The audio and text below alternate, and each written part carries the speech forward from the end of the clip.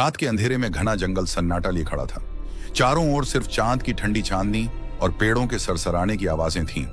गांव के लोग कहते थे कि इस जंगल में कोई भी एक बार जाता है तो वापस नहीं आता।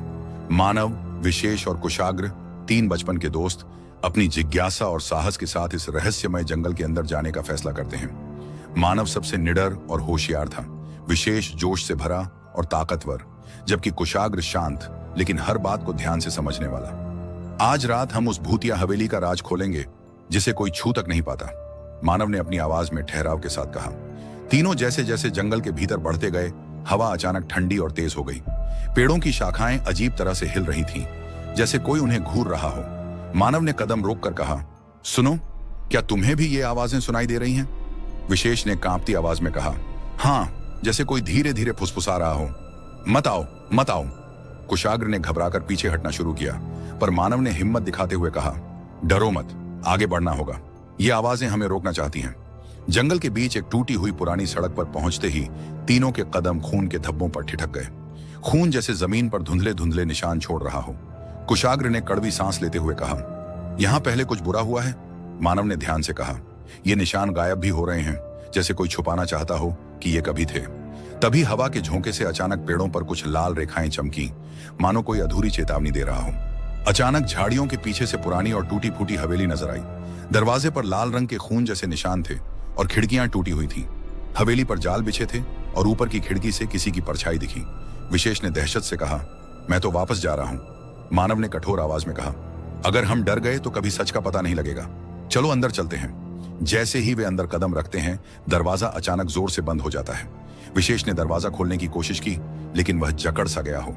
हवेली के अंदर से फुसफुसाहटें गूंजने लगती हैं, यहां मत रहो, यहां मत रहो।